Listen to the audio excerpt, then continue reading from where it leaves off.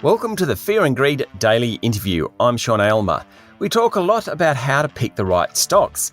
There have been hundreds of thousands of new investors getting involved in equities over the past year, which isn't surprising with the market surging. But what about defensive assets? Is there still a place for investments in bonds and cash and gold in a portfolio?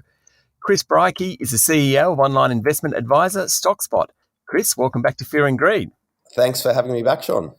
So, firstly, can you explain what we're talking about when we say defensive assets? What are we including? Well, defensive assets are typically assets that don't provide too much of a capital return over time and provide either some income or not necessarily much income these days because cash in the bank or gold don't provide much income.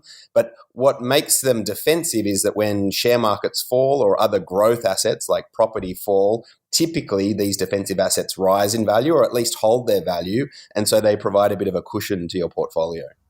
Now, one thing I think is worth explaining to listeners, when we talk about bonds, that's a fixed interest investment. So you get back your 2% or 3% or whatever it is, but they're traded on the secondary market. So the actual price of those bonds changes. So that's where you can sort of win or lose in terms of money. Is that right? That's right. So typically what happens with a bond trading in the secondary market is if interest rate expectations are rising, that's not good for bonds. But typically that happens when the share market is doing well, and that's why they move in the opposite direction. Whereas if interest rate expectations are falling, that typically is because the economy isn't doing well, and that's when bond prices rise. So in the secondary market, bonds do fluctuate a lot, even though they do pay, like you mentioned, a fixed level of income. Okay, so where we are at the moment, and people are sort of confident that the economy will grow next year, that's both Australia and internationally, though Omicron has obviously thrown a bit of a spanner in the works on that one. People are saying that you're just not going to get a good return on bonds. Is that the case? Well, the challenge is people's expectations of the future don't always turn into reality. And I think people's expectations probably in 2007 before the financial crisis were positive, certainly in 2019 before COVID were positive. So that's probably why I think a lot of people are thinking that defensive assets aren't worthwhile. It is absolutely correct that the income or return expectations from defensive assets are quite low. But actually, that may be better than a negative return from growth assets over some periods of time. So that's where the cushioning impact really comes in. Okay, you've written about defensive assets being an inexpensive insurance policy. Explain that, and perhaps with some examples. Yeah, sure. So defensive assets, what they do is improve what you describe in finance as the quality of returns in your portfolio. And what that means is that, look, you can go out and buy shares and over the long run earn 10 or 11% per year, but actually you're going to experience some very severe drawdowns along the way. So, the COVID market crash in February, March last year was a good example. The market fell 35% in Australia. And obviously the financial crisis was more than 50%, that's some pretty heavy falls you're going to have to suffer in order to earn the 10%. Now, the benefit of owning some defensive assets is that you're going to sacrifice a little bit of return overall. So you might, rather than earning 10 or 11% per year, you might earn 8 or 9% per year, or maybe 9 or 10% per year. But the volatility you suffer and the drawdowns you suffer will be significantly less. So as an example, during the market meltdown in March last year due to COVID emerging on the scene, where an all-share portfolio fell by 35%, even a high-growth portfolio with a little bit of defensive assets in there only fell by about half of that. So you really didn't have to suffer the sort of losses everyone else was suffering in the share market. And what that does psychologically is keep you more confident to stay invested. Okay, so are defensive assets more for the short term or long term or both? Well, I'd say any sort of investing, is necessarily for the long run, because in the short run, It's just speculation. Anything can go up or down in value in the short run. What we've seen actually over the last few months is as people have got more confidence around, like you mentioned before, the expectations of our economy warming up further and improvements in jobs and increases in inflation, it's actually been bad for bonds. And bond prices in Australia have fallen. So in the short run, anything kind of goes. But yeah, in the long run, bonds have actually been a great performing asset class, both in Australia and in other markets, particularly over the last 20 or 30 years as interest rates have been falling. There are questions, though, of whether that's going to continue into the future, because a world where interest rates are rising, and that could happen, for instance, if we see a lot of inflation, isn't typically a good environment for bonds, but it may be a good environment for other defensive assets like gold. Okay, so let's take gold.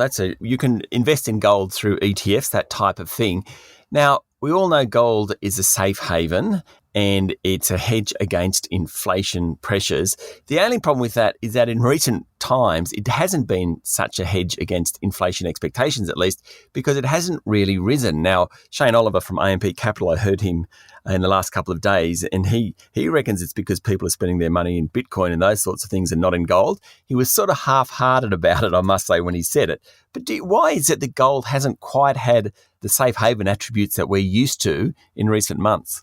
Well, I mean, first of all, I think Shane Oliver's point is actually quite accurate in that when people are very positive about risk assets, and Bitcoin I would definitely classify as a risk asset, as well as shares and property, there's just not a lot of interest in having this insurance in your portfolio. So when people are making thousands of percent in Dogecoin and they're seeing their residential property in Sydney rise by 20%, like they're thinking, well, what do I need any defensive assets for? And really, even though gold had a good move up straight after the March, crisis in 2020, it's kind of remained sort of steady or bounced up and down since then. We've now seen inflation increase in the economy, but potentially gold already rose last year in anticipation of that. So, the problem with trying to look at short-term correlations is often asset prices move in advance of actually the inflation coming, and that's probably what we saw with gold.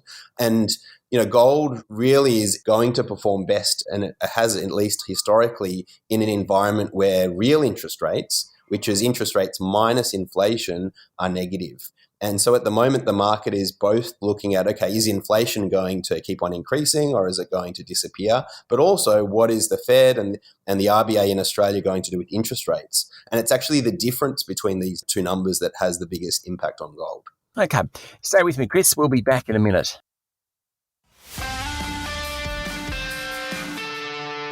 My guest today is Chris Brycki, CEO of Stockspot. You mentioned housing then. In that defensive asset class, I'm not sure whether you would call them defensive, but real assets, so infrastructure and some property, they're kind of the more defensive side of equities. Is that fair to say? And how do they fit into the spectrum? Look, I think some people do classify property and infrastructure and utilities and some of these sorts of assets as, like you described, the defensive part of equities. And certainly over most of the market cycle, what you'll see is they tend to be less volatile than shares. In finance speak, we say they have like a low beta to the market. If the market goes up by 1%, they might only go up by 0.5%. The problem is often in big drawdowns or big market falls, property and infrastructure we see actually falls by a similar amount to the share market. And last year was a good example. Infrastructure, which is typically, more defensive in its cash flows, suddenly became very non-defensive because no one was going to airports. No one was using ports for shipping for a while. All of the defensive attributes of infrastructure really disappeared very quickly. And the same happened in the financial crisis with property, was because property as an asset class often gets levered up with a lot of borrowing, especially in a positive market.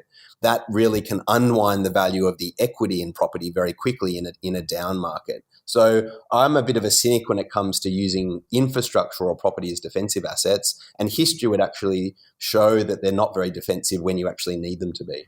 Okay, so as we stand now, and I appreciate that that you talk a lot about long-term investing, otherwise it's speculation. If I had a portfolio though, and I wanted to invest now for the long term, what would you be saying in terms of defensive asset allocation? And by that, we know now that that's around bonds and cash and gold and those sorts of things. Well, yeah, the advice would be, first of all, make sure that if you are going to have defensive assets in your portfolio, they are actually going to defend in the times that you need that defense, which is what we just mentioned. And the second one would be, the time where it's most tempting not to have defensive assets in your portfolio is when everything's going really well. And we've definitely been in that time over the last 18 months. Share markets have been booming. Property has been rising faster than, it really ever has before. I think I read yesterday that Adelaide's annual property price increase was, faster than it's been for the last 30 years. People are making money speculating on shares, buying Bitcoin. It doesn't feel like the right time to buy defensive assets, but actually that's exactly when you want to own them, because as Buffett, sort of has wisely said in the past, you want to buy the straw hats in winter when no one is looking at an asset class, and no one's really looking at defensive assets right now. And what that means is that they're probably underowned and underloved, and actually they're going to provide you with good protection if the market, turns sour.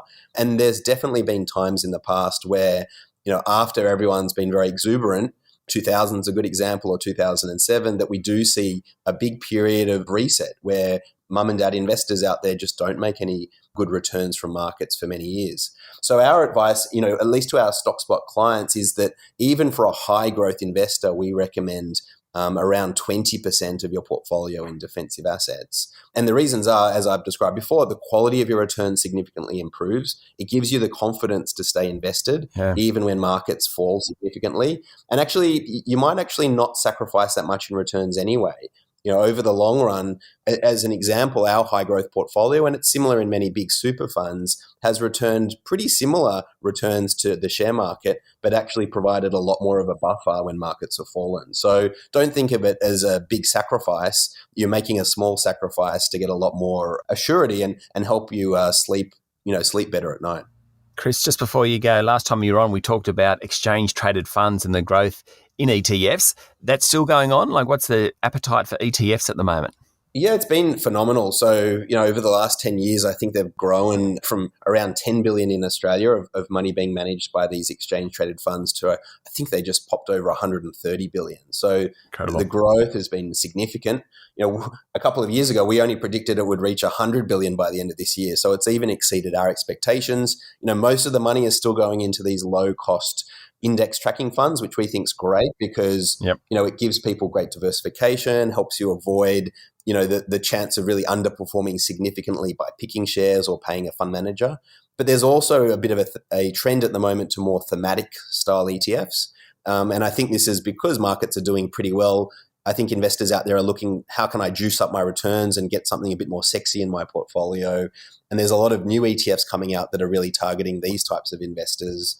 ETFs like hydrogen ETFs that invest in hydrogen energy companies, or battery ETFs, or soon to be more Bitcoin and cryptocurrency ETFs. So, we're sort of cautioning our clients not to get too excited about all of these new thematic ETFs, because typically what happens is these themes sort of come out around the time where you actually shouldn't be buying these things, but you should be probably selling them because everyone else already owns them. And that trend is already very well known in the market. And there's a lot of research to show that. So it's not something we typically recommend to our clients, these, more thematic ETFs. We really think just sticking to the really diversified, broad-based, low-cost ETFs is what's going to set you up, to grow your wealth over the long run. Chris, we almost managed to get through the whole interview without mentioning cryptos, but we just at the end. But we did get beta in. That's a pretty good interview, I'd say. Well, yeah, happy to talk about crypto too. I actually saw this morning one of the big ETF manufacturers in Australia has confidently announced that they think they will have a Bitcoin and an Ethereum ETF out pretty soon. So, I expect there'll be some out at least in the first quarter of next year, which will...